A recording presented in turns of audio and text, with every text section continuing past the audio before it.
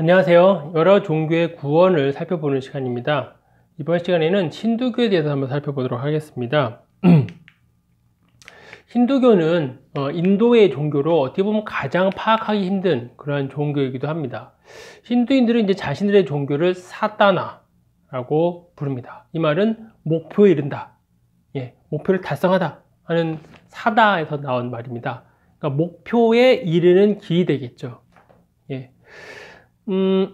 사다나는 삶의 최고의 목표에 이르는 길 또는 그것을 달성하고 실천하고 실현하는 길입니다. 근데 이 힌두교가 뭐냐라고 하면 이게 굉장히 좀 넓습니다. 그러니까 어떻게 보면 힌두교가 아닌 다른 종교랑 구분되는 것이 곧 힌두교다, 뭐 이렇게도 말씀을 드릴 수 있겠습니다. 삶의 이 다양한 세계, 힌두교의 세계를 보면 이 수평적으로 볼 때 수많은 은하계를 포함합니다. 이 수평적으로 볼 때, 그리고 수직적으로 볼 때도 또 무한층의 어떤 층이 있어요. 그래서 시간적으로도 순환 주기가 있습니다. 불교랑 좀 비슷합니다. 카르마, 업이죠. 이 카르마의 법이 쉴 새 없이 되풀이되는 윤리적 세계를 가지고 있고, 그 다음에 어떤 정신적, 자, 이렇게 되면 너희는 천국에 갈 것이다 라고 하는 그 정신적 낙원을 내세우지 않습니다. 중도적인 것으로, 궁극적으로는 무한한 생명을 담지한 은혜와 자비를 가지고 있습니다. 이 세상이 이제 그 윤회가 그러니까 힘든 거예요. 그래서 이 윤회하는 고로부터 벗어날 수 있는 것, 그것이 이제 해탈인데, 그러니까 이 불교도 이 힌두교의 바탕에서 이렇게 생긴 거니까 그런 면에 있어서는 불교도 여기에 좀 비슷하다고 볼 수 있습니다.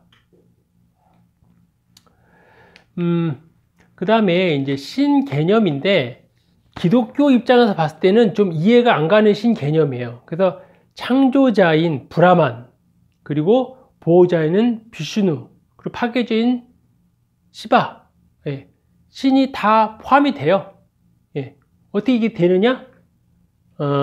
됩니다. 그래서 이제 마지막에 유한한 형태를 벗어나서 그 모든 것이 비롯된 원초적 본성으로 회귀하는 존재가 될 수 있습니다. 태양빛이 떠 있고 그 빛이 이제 물의 빛이잖아요. 그래서 태양 자체에 흔들림은 없어요. 하지만 물빛은 흔들리죠. 그러니까 눈에 보이는 것과 본성과의 그런 차이를 이야기합니다. 이 세계는 여전히 신에 의존하고 있어요. 한편으로는 이 신이 이 세계가 곧 신을 나타내는 것이기도 하고, 신이 빛을 내므로써 해와 달과 별들이 빛을 비추게 되고 그의 광채로 모든 것이 광명을 얻는다. 신의 개념이 이 기독교는 굉장히 아주 세부적입니다. 그럴 수밖에 없는 게 기독교는 예수만이 구원이다, 여호와 하나님만이 구원이다 라는 것을 하니까 그것을 가지고 선교를 하잖아요. 다른 나라에 가서 너 예수 믿을래? 이렇게 해야 되기 때문에 그것이 하려면 필요한 게 체계가 필요한 거죠. 논리가 필요한 거고. 그러니까 우리 신은 어떤 신이다, 딱딱딱딱 이렇게 해줘야만 전도가 되는 건데, 근데 이 힌두교는 그런 식의 전도를 한 게 아니라 그냥 그들의 삶과 그들의 문화가 그냥 그 힌두교였으니까 굳이 체계화 시킬 필요가 없는 거죠. 기독교가 봤을 땐 이상하지만 이쪽에서 당사자들이 봤을 때는 하나도 이상한 것은 아닙니다. 그래서 모호하고 좀 어떻게 보면 뒤죽박죽인 것 같은데 얼마든지 그럴 수 있습니다. 이제 후기 힌두교, 지금 이런 힌두교가 말하는 해탈에 이르는 세 가지 길이 있습니다. 지혜의 길, 신의 길, 행위의 길. 지혜의 길은 우주와 인간의 본질에 대한 초월적인 어떤 신비 지식을 깨닫는 거예요.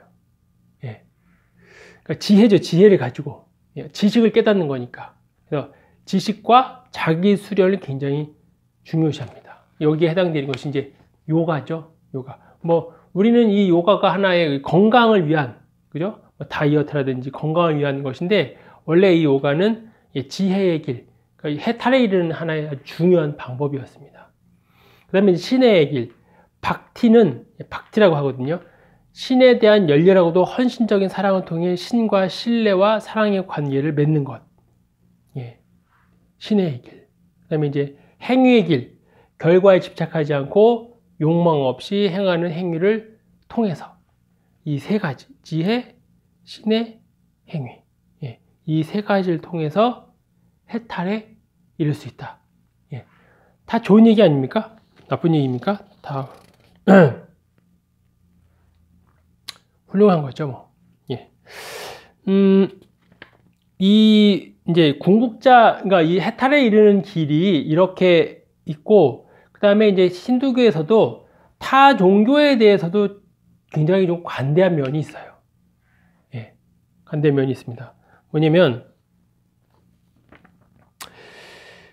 모든 주요 종교들도 그 궁극적 목적을 향한 대안이 될 수 있다고 봐요. 그것이 무엇이든 간에. 무엇이든 간에.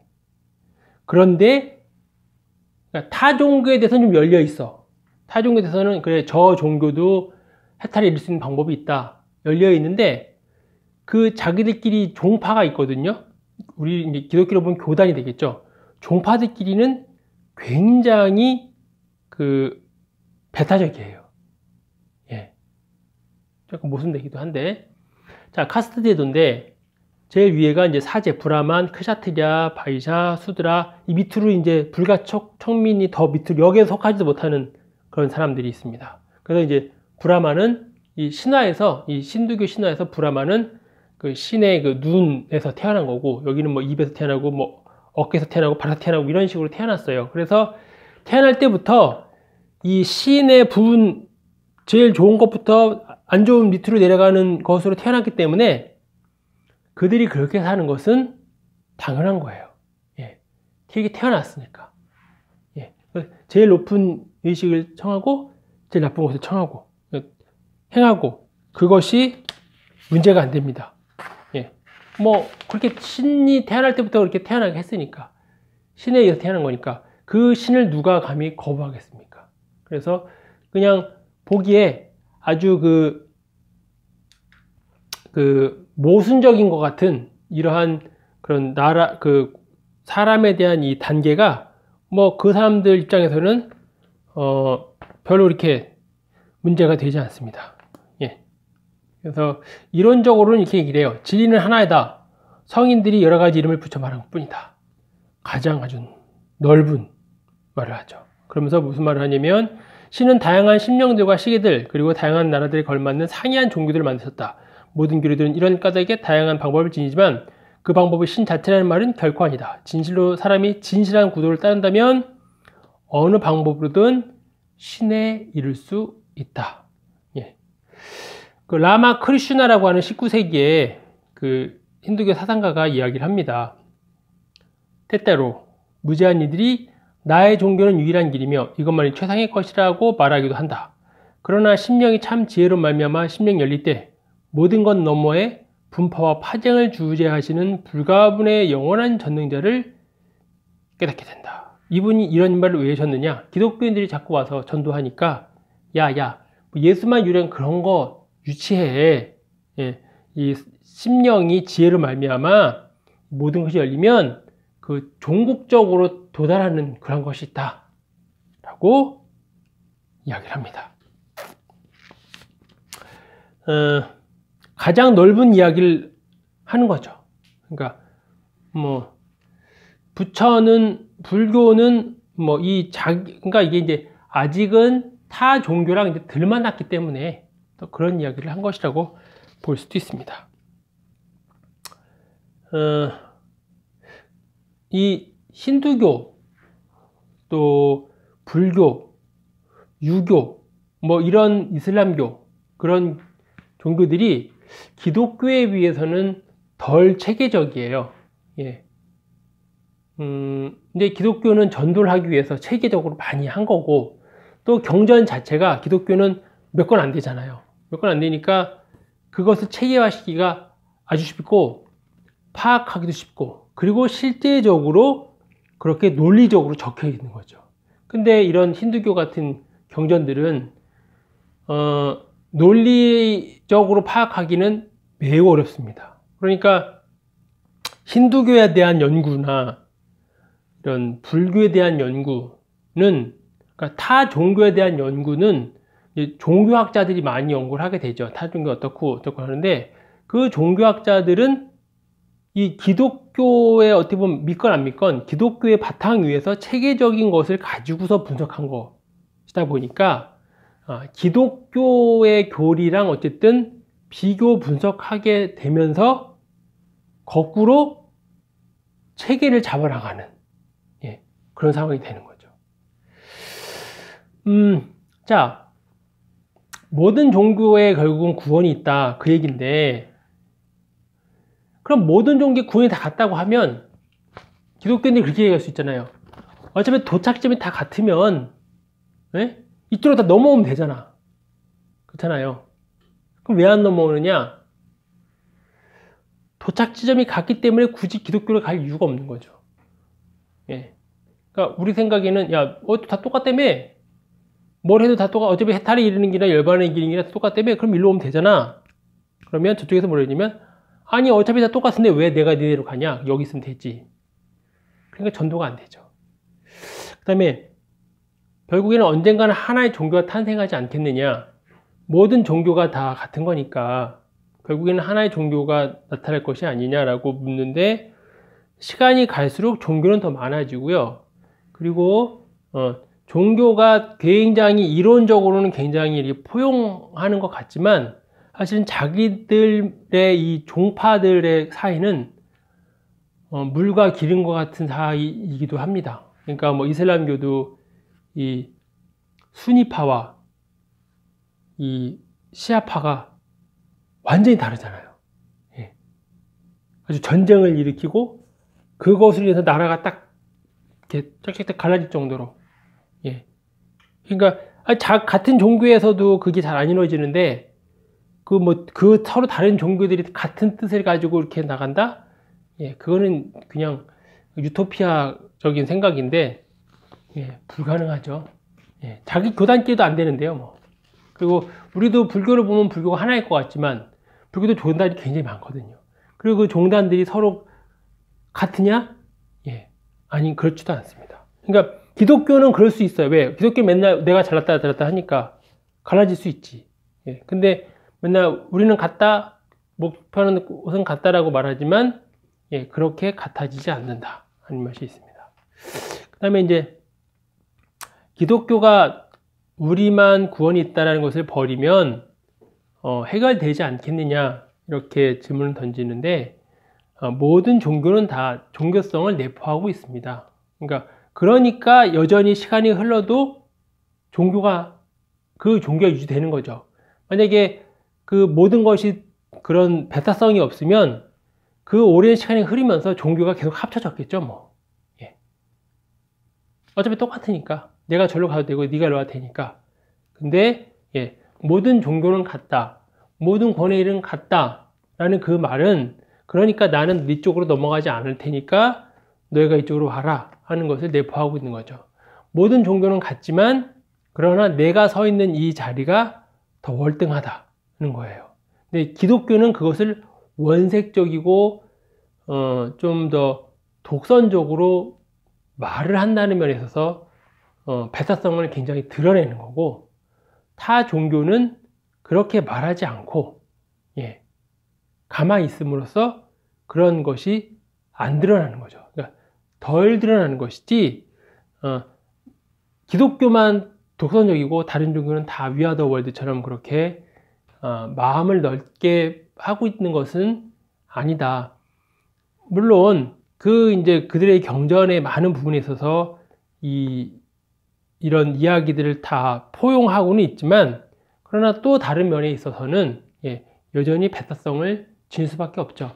종교라는 것이 배타성을 지니지 않으면 종교일 필요도 사실 없는 거거든요.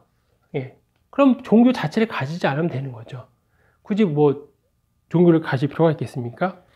그리고 이제 모든 것이 다 구원에 이를 수 있다. 모든 종교가 다 구원에 이를 수 있다고 하면 그 종교가 어디까지 종교로 봐야 될 것이냐는 또 질문도 있습니다. 예.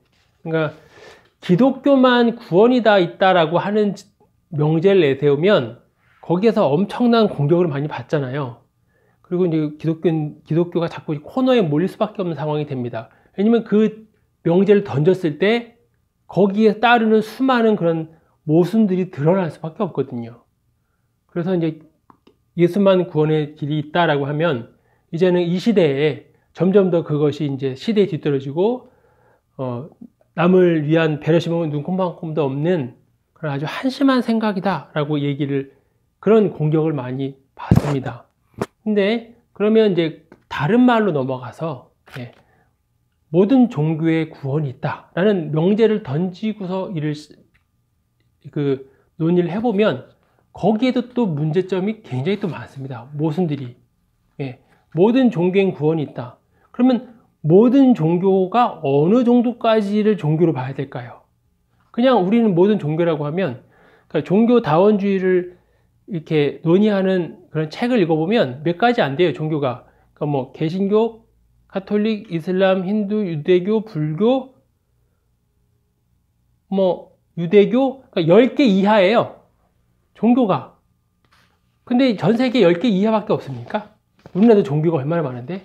그리고 종교에서 또 새끼치고 나가는 종교가 또 얼마나 많습니까? 또 그 종교에서 그냥 교리가 다른 정도가 아니라 아예 사이비 종교로 나가는 것도 또 얼마나 많습니까? 그죠? 그리고 그런 종교들이 사회적으로 또 문제를 일으킨 경우도 많잖아요. 뭐 집단 자살한다거나 무슨 테러를 한다거나, 그죠? 어떤 비윤리적인 어떤 행동을 한다거나 하는 종교도 많지 않습니까?